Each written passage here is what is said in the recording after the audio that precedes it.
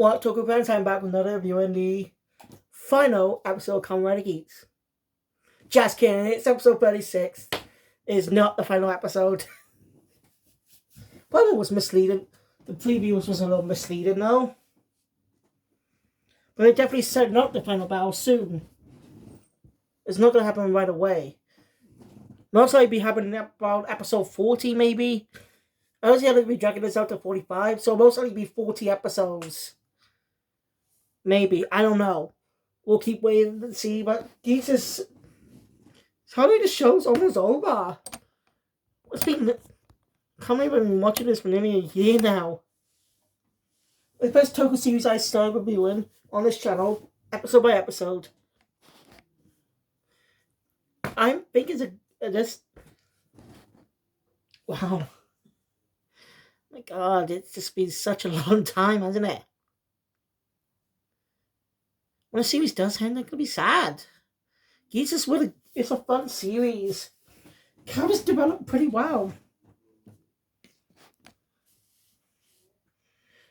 So yeah, before I get on to the episode, I actually want to mention something I completely forgot last time. And I'm sorry this was late, it's my fault anyway. So, yeah. There was a scene in last week's episode, well, kind of last week's, in episode 35, that we forgot when Ace is talking to Michinaga about the riders are left and the riders are a bit here in the Desire Royale.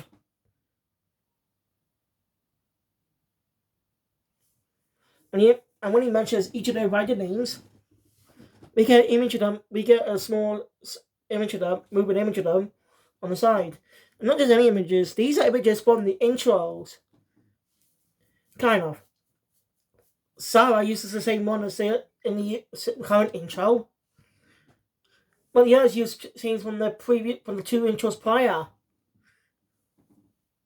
The whole Yamato Grand Prix thing. The JGP arc. Now in the Zai Royale arc.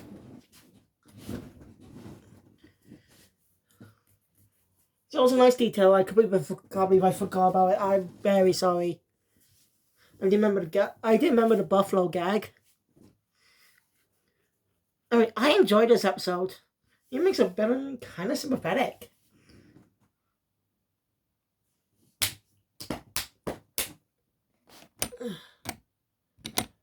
So, let's get into this video. Episode was up with a recap, so it's the one doing a recap now.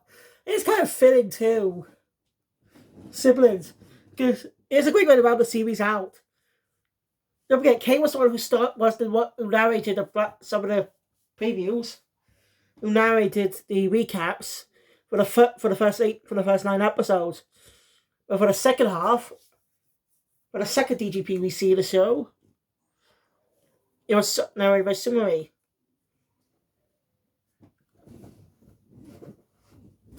Until the Yamato, even for the entirety of the Yamato Grand Prix. And now it's recapped by Sarah. It's fitting for siblings.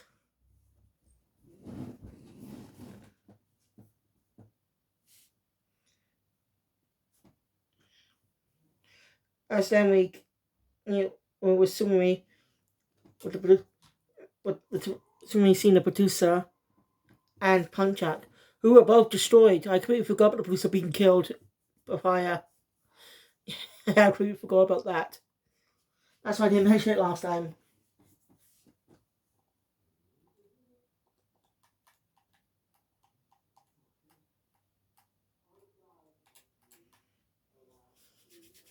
So that was my bad. Hey, it was an entertaining episode.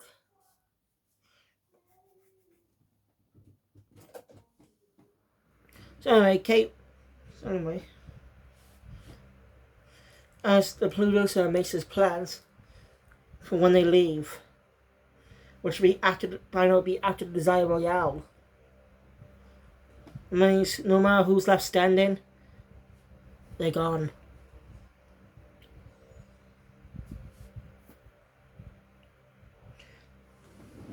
So I'm sure Sumari will stand up to her superiors and help save the innocent lives. Although Sumari has proven she's a likable character. She has some funny lines. And she's a kind, caring person. She cares for the well-being of the riders instead of using them as tools, like other members of DGP did. Again, I'm sorry, it's just late.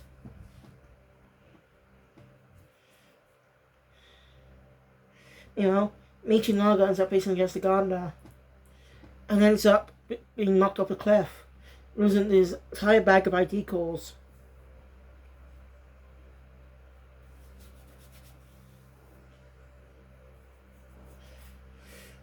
So, a robot and K-Wa sponsor come in and make an offer deal with him. It's a tennis very short-lived.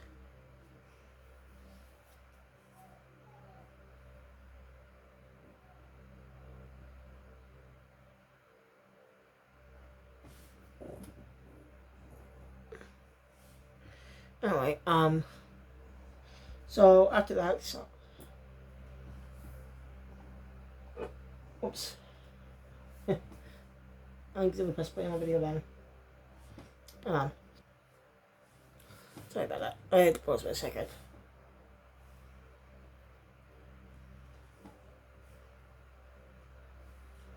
Meanwhile,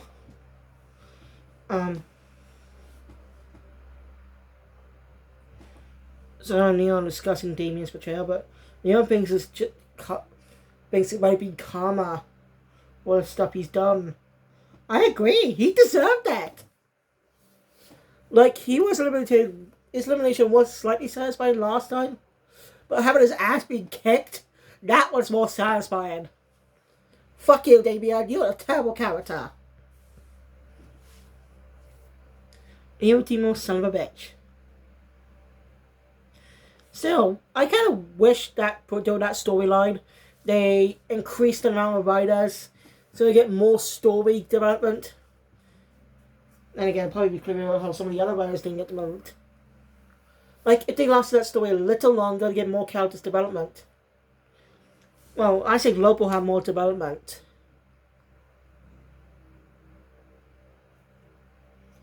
Missy, old guy. Yeah, there was an old man Kamen Rider. I think he's the best old man Kamen Rider ever. Jen! Imagine this, right? And Shin! Before he says Shin, he's back breaks. That'd be funny. That would have been a funny gag. But the old man only lasted 3 episodes. So, feel bad for him. I feel like Sarah being thrown mix as a writer isn't that great. I like her. She has a lot more things to do than just be a weird code with comic relief. I think it'd be bad if Sumi became a writer. Because we weren't building up to Chaos Sister becoming a writer. She was just a side gag, but she did some great moments. And she still gets some great moments. I'm just saying Sumi would have a lot more development than her. Because you could tell she really did not like the way the DGP is being handled. And her rebellion becoming a writer would definitely suit her well. Although, she already said headshake once before. Back in episode 2. God, that was such a long time ago. Oh, God. It's been such a... That's been... Comedy's been that long, guys. We're on the 36th episode. I mean, we've been on this ship for quite a year now. Ugh.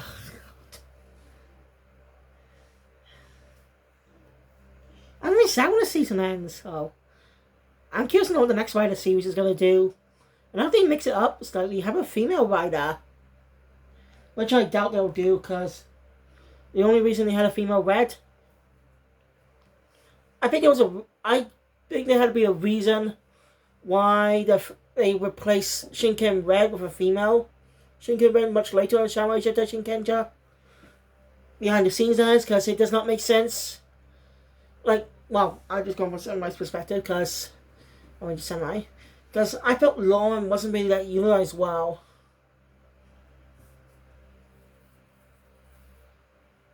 I think, maybe. It's been a while, okay? Jane was more developed than her. Even though the entire show for the exact same episode beats as its Japanese counterpart. In case someone couldn't come up with any ideas. Just Americanized episodes of Super Sentai. Lazy bastard. I'm sorry, off topic. Right. So, yeah,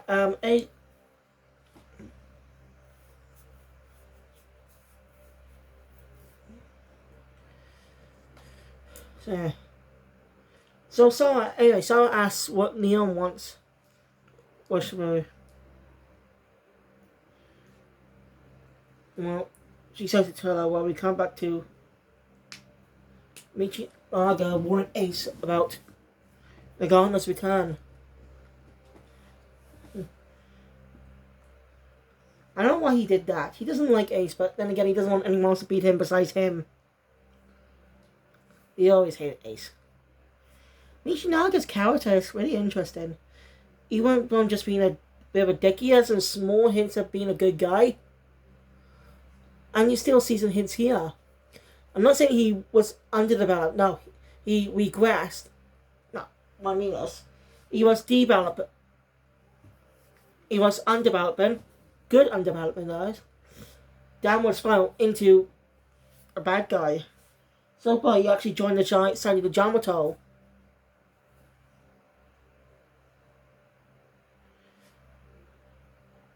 You know, so much he joined the side of the Yamato, which I find pretty interesting.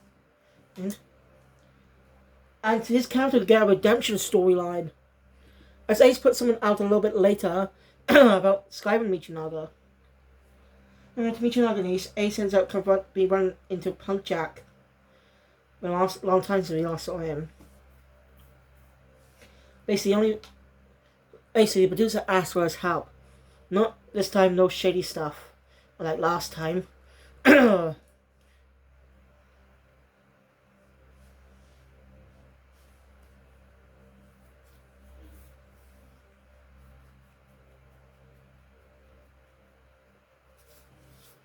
Basically, the producer wants to help find information on Ace's mother. I guess they want to give him, for the past reigning champion of the DGP, a little more of a final farewell as a sneaky little present before the world is gone. Bastards. Still, this is an interesting part. Yeah,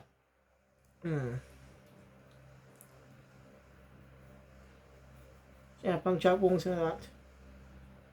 As we cut back to Neon telling Sarah about herself. Not really surprised, Sarah. I think wants the world to forget about her. She didn't want anyone to be sad or angry. She didn't mean to lead them on. But that's not. But Sarah's not okay with that. She cares about Leon. You know, not just as a fan, but Leon deserves to be remembered. She's a good person. She says she needs time to think about this and needs. Kayla ends up talking to her. Neon has. And she kind of tells him about what Kyon said to her. Kayla wants her to stay, and that's what Sarah wants to say too.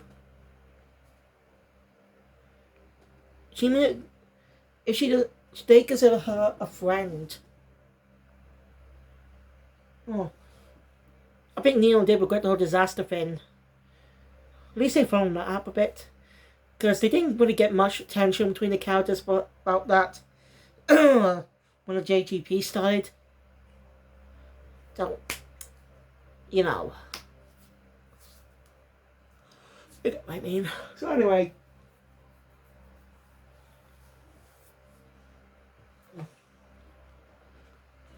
But, yeah. I like this moment of Kyo saying that he considers her a friend. Which is true. We could grow to like the character ever since her debut in episode 1.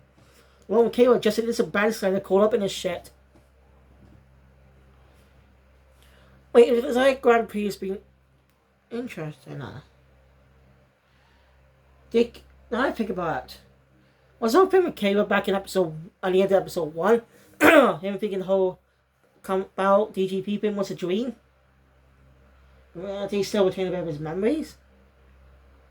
They never really explain that, do they? Like thinking Caleb might be some special one.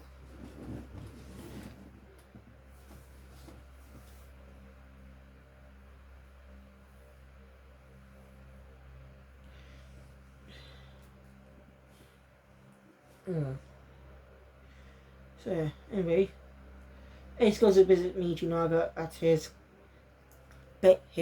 base. It's just a warehouse he's using, and she's drawn careful choice of the other riders as animal themed. It's quite funny. It's even more funny when Ace shouts him up a bit. You know, basically telling him about Punk Jack, and he drew his Kamen Rider helmet. Like it was a good drawing, a very great drawing. It was a fun little moment. Me chucking. It's a pretty drawing. That was actually a fun moment. Why can he still have found humor in this situation?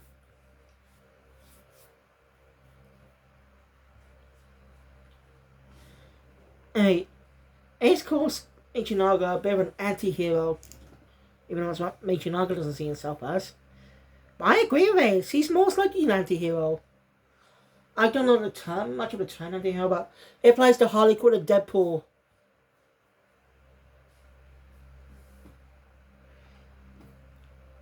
You know? When you think about it, it does apply to Michinaga being an anti-hero. Think about his battles with other riders before. He never killed them. He just destroyed the ID calls, retiring them.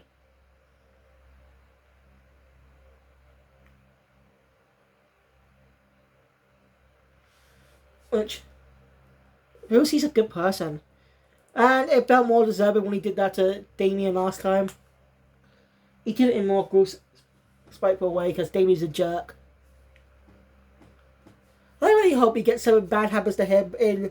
I'd like to see a fun little gag at the end of the series about Damien being... Something bad actually happened to Damien.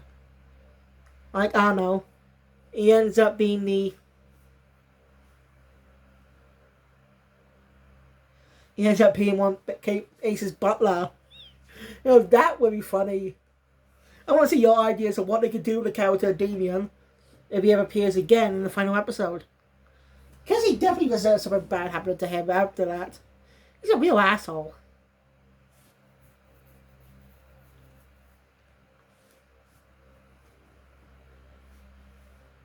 And after that,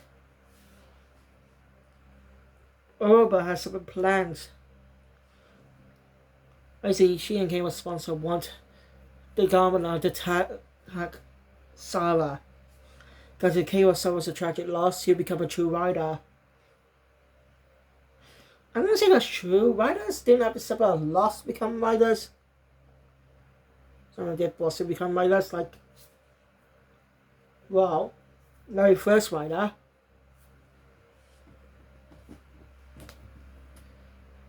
I got remember how it goes. And can you know why Kamen Rider just always use that simple term, henshin?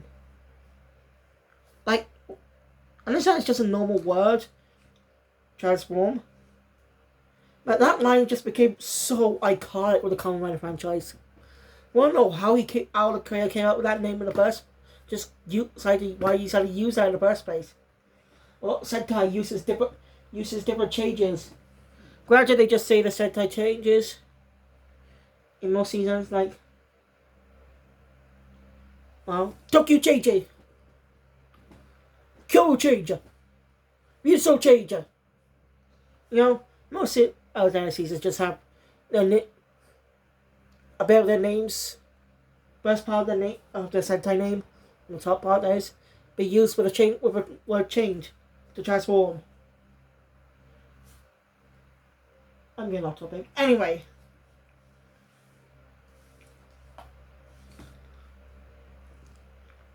Well, so I'm speaking over the whole thing. And she may think she may be too harsh on Neon. Neon is suffering her own too. as the next round of the Design Royale begins. As she and Neon both apologize to each other. Huh? Ace and Michinaga are watching them. I don't know why Ace is with Michinaga there. But, oh well.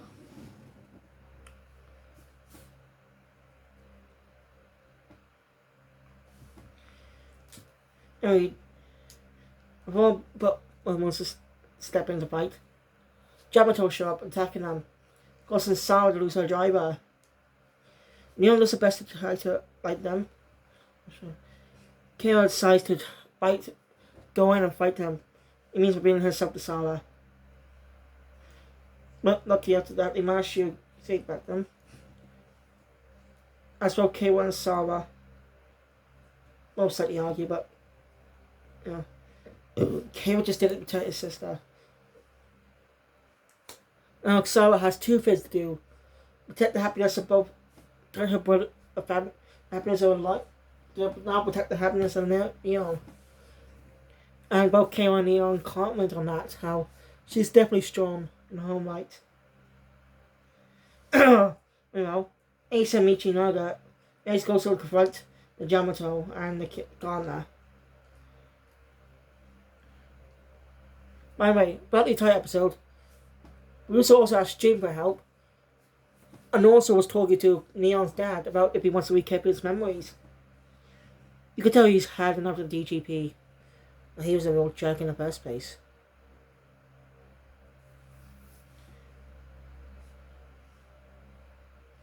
Anyway, Neon. Anyway, Michinaga also shows up, ready to fight, as we get a team-up tension between the two. This is technically a team-up in a way. Kind of. But still an awesome moment to see those two fight together in a way. Those two... Because you can tell how much Michinaga does not like Ace. So they've been fighting. In the end, the final blow... Michinaga does the final blow. And then Michinaga makes us leave. When he comes back, the Gauntlet's gone. He managed to steal 4 ID cores while Birch are dying. He places them and uses them as fertilizer. Which kind of get emotional sequence of him with a white background being surrounded by other Yamato as he's dying. Wow, it's kind of sympathetic, but he's a villain.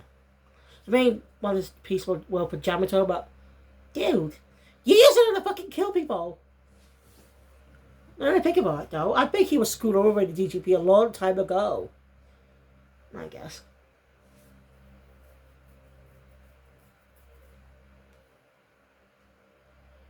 So yeah.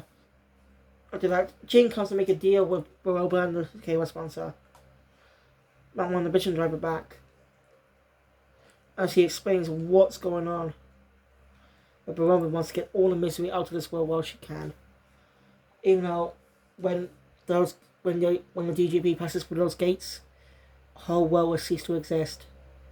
Even though everyone on it will cease to exist. End of the episode on that note. Next episode will be an interesting one.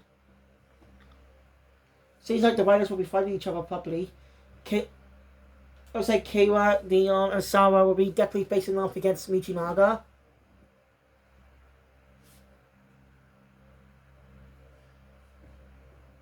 But Ace seems to be facing off against someone else. Most of that part has Kira's narration about, you know, the preview ends on a shot with Ace with his new power-up. So yeah, a few days ago I forgot to report on this. It's really that Ace got a new power-up once again. Looks amazing. And this is actually another rumor. There's a rumor going around that Kira will get his own power-up. Which will also be a last episode power-up. A new buckle more specifically. Which will be something new. Kira will be the first rider in the series to not Ace that to get a new buckle. This is going to be interesting. Anyway, thank you guys for watching. If you enjoy my content, please hit the thumbs up button. Want to see more? Subscribe to the channel, hit the notification bell, hit the always the content. Rejoice you guys later. But also must die. Kiloja, episode 12 for Spyro Cumulus' debut proper. Yeah, well, his actual debut, that is. Sayonara.